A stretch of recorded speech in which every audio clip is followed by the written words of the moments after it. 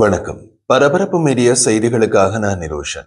இந்திய பிரதமர் நரேந்திர மோடி சீன ஜனாதிபதி ஷி ஜின்பிங் மற்றும் ரஷ்ய ஜனாதிபதி விளாடிமிர் புட்டினை சந்தித்து சில மணி நேரத்திற்கு பின்னர் இந்தியாவுடனான அமெரிக்க வர்த்தகம் ஒருதலைப்பட்ச பேரழிவாக இருந்து வருகிறது என்று அமெரிக்க ஜனாதிபதி டொனால்ட் ட்ரம்ப் கூறினார். அமெரிக்க ஜனாதிபதி டொனால்ட் ட்ரம்ப் திங்கட்கிழமை இந்தியாவுடனான வர்த்தகத்தை ஒருதலைப்பட்ச பேரழிவு என்று வர்ணித்து அதே நேரத்தில் ட்ரம்பின் நடவடிக்கையால் புதுடில்லி சீனா ரஷ்யா கூட்டணியில் மேலும் நெருக்கமாகிவிட்டது என்று அமெரிக்க அரசியல் ஆய்வாளர்கள் மற்றும் வர்ணனையாளர்கள் ட்ரம்பை கண்டித்தனர். ரஷ்ய எண்ணெய் வாங்கியதற்காக இந்தியாவுடனான உறவுகளை அவர் தீக்கிரையாக்கி ஒரு மாதத்திற்கு பின்னர் ட்ரம்ப் வர்த்தக ஏற்றத்தாழ்வு என்ற விஷயத்திற்கு மீண்டும் திரும்பினார். நாங்கள் இந்தியாவுடன் மிக குறைந்த வியாபாரம் செய்கின்றோம், ஆனால் அவர்கள் எங்களுடன் மிகப்பெரிய அளவிலான வியாபாரம் செய்கிறார்கள் என்று புகார் கூறினார். அதாவது இந்தியா அமெரிக்க பொருட்களை குறைவாக இறக்குமதி செய்கிறது, அமெரிக்கா இந்திய பொருட்களை அதிகம் வாங்குகிறது என்றார். தொடர்ந்து ட்ரம்ப் வேறு வார்த்தைகளில் கூறுவதானால் அவர்கள் எங்களுக்கு மிகப்பெரிய அளவிலான பொருட்களை விற்கிறார்கள், நாங்கள் அவர்களின் மிகப்பெரிய வாடிக்கையாளர், ஆனால் நாங்கள் அவர்களுக்கு மிக குறைவாகவே விற்கின்றோம். இதுவரை முற்றிலும் ஒருதலைப்பட்ச உறவு அது பல தசாப்தங்களாக இருந்து வருகிறது என்று ட்ரம்ப் குறிப்பிட்டார். அதன் பின்னர் மீண்டும் ரஷ்ய எண்ணெயை பிடித்துக் கொண்டார். இந்தியா தனது எண்ணெய் மற்றும் இராணுவ பொருட்களை ரஷ்யாவிடமிருந்து அதிகம் வாங்குவதாகவும் அமெரிக்காவிடமிருந்து மிக குறைவாகவே வாங்குவதாகவும் அவர் புகார் கூறினார். அவர்கள் இப்போது அவற்றை குறைக்க முன்வந்துள்ளனர், ஆனால் அது தாமதமாகிவிட்டது. அவர்கள் பல ஆண்டுகளுக்கு முன்பே அப்படி செய்திருக்க வேண்டும் என்று அவர் மேலும் கூறினார். ட்ரம்பின் கருத்துக்கள் தரவு சார்ந்த நிபுணர்களால் மிகைப்படுத்தல் மற்றும் தவறான புள்ளி விவரங்கள் என்று உடனடியாகவே சுட்டிக்காட்டப்பட்டது. அமெரிக்கா இந்தியாவுடன் மிக குறைந்த வர்த்தகமே செய்கிறது என்று அவரது கூற்றுக்கு மாறாக 2023ஆம் ஆண்டில் இந்தியா அமெரிக்காவின் 10வது பெரிய வர்த்தக பங்காளியாக இருந்தது. மொத்த பொருட்கள் வர்த்தகம் கிட்டத்தட்ட $123.9 பில்லியன் என்று அதிகாரப்பூர்வ புள்ளி விவரங்கள் காட்டுகின்றன. இதில் $83.4 பில்லியன் சேவைகள் வர்த்தகம் இல்லை. அதையும் சேர்த்தால் மொத்த இருதரப்பு வர்த்தகம் $200 பில்லியன் அதிகமாக உள்ளது. ஒட்டுமொத்தமாக 2024ஆம் ஆண்டில் இந்தியா அமெரிக்காவிலிருந்து $41.5 பில்லியன் மதிப்புள்ள நல்ல மதிப்புள்ள பொருட்களை இறக்குமதி செய்தது.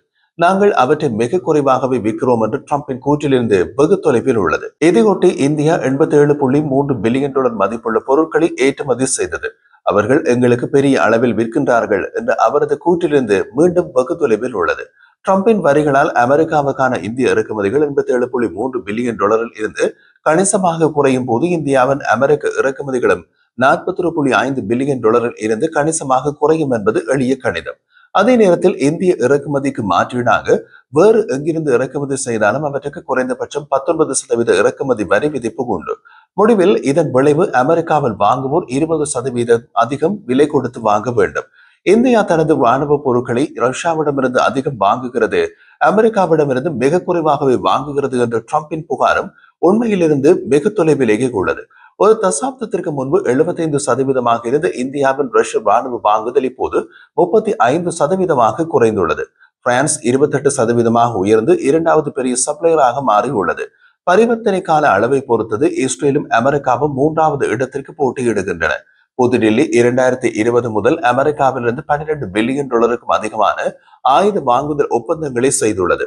வாஷிங்டனில் ட்ரம்பின் இந்திய விரோத அணுகுமுறை குறித்து கவலைகள் அதிகரித்து வருவதை அமெரிக்க ஊடகங்களில் பார்க்கக்கூடியதாக உள்ளது.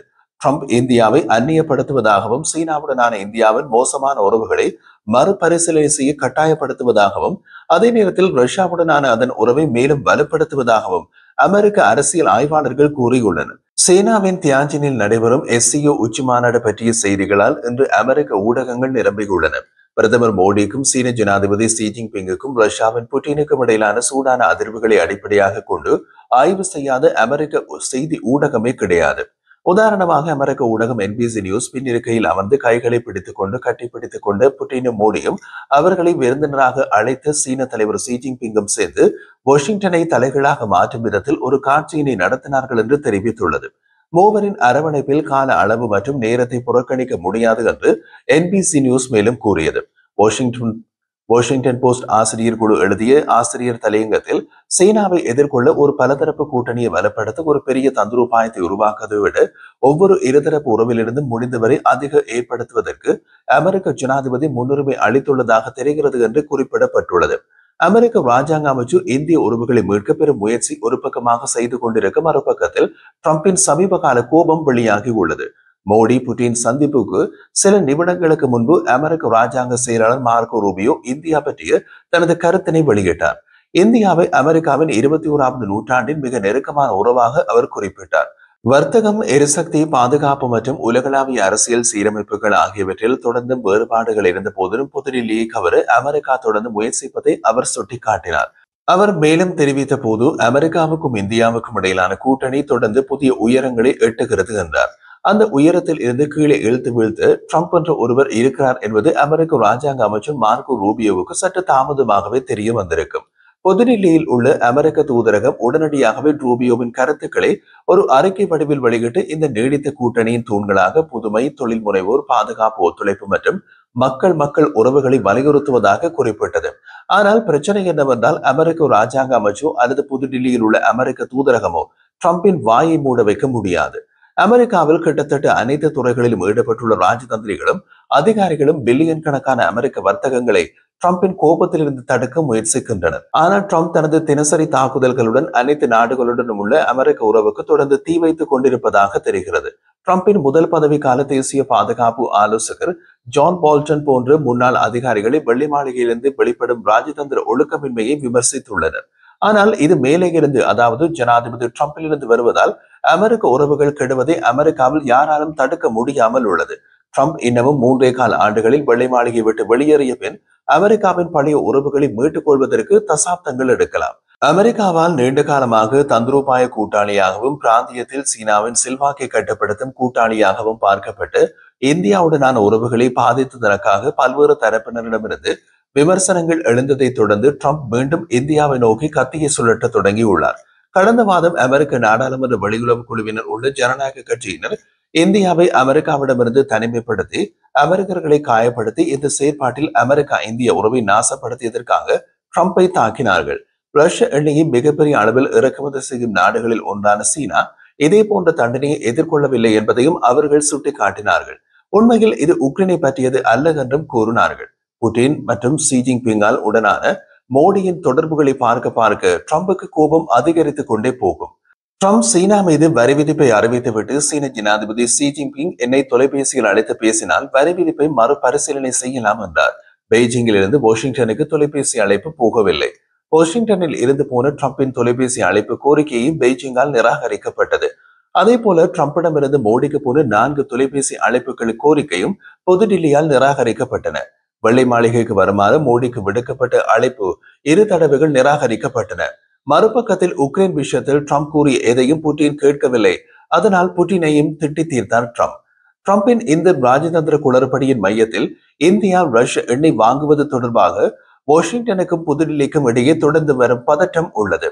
ஜனாதிபதி டொனால்டு டிரம்பின் கீழ் அமெரிக்கா மாஸ்கோவுடனான எரிசக்தி உறவுகளை துண்டிக்க புதுடில்லியை அழுத்தம் கொடுக்கும் முயற்சியில் இந்தியா ஏற்றுமதிகளுக்கு 50% வரி விதிப்பு செய்த போதிலும் ட்ரம்பால் இந்தியா எண்ணெய் வாங்குவதை தடுக்க முடியவில்லை. அந்த இடத்தில் மிக வெளிப்படையான மிக மோசமான தோல்வியை அடைந்தார் ட்ரம்ப். இந்தியா ட்ரம்பின் கோரிக்கைகளை உறுதியாக நிராகரித்து அதன் 1.4 பில்லியன் பொதுமக்களுக்கு மலிவு விலையில் எரிசக்தி பாதுகாப்பை உறுதி செய்வதற்கான இறையாண்மை தேவையாக ரஷ்ய எண்ணெய் இறக்குமதியை வடிவமைத்துள்ளது. சீனாவில் எஸ்சிஓவில் மோடிக்கும் புட்டினுக்கும் இடையிலான அன்பான உடல் மொழி கைகோர்த்து நடப்பது மற்றும் பின்னர் ஷி ஜின்பிங்குடன் இணக்கமான வார்த்தை பரிமாற்றை பகிர்ந்து கொள்வது வெளிப்புற அழுத்தம் இந்தியாவின் தந்திரோபாய மற்றும் பாதுகாப்பு உறவுகளை சிதைக்க அனுமதிக்க முடியாது என்பதை இந்தியா எடுத்துக்காட்டும் விதத்தில் உள்ளது. இது இந்தியாவின் தேசிய பாதுகாப்பு கணக்கீட்டுக்கு இன்றியமையாததாக உள்ளது. ராஜதந்திர ரீதியாக எஸ்சிஓ உறுப்பு நாடுகள் சமீப கால பஹல்காம் தீவிரவாத தாக்குதலுக்கு கடுமையான கண்டனத்தை வெளியிட்டதன் மூலம் தியான்ஜினில் இந்தியா ஒரு பெரிய வெற்றியை பெற்றது.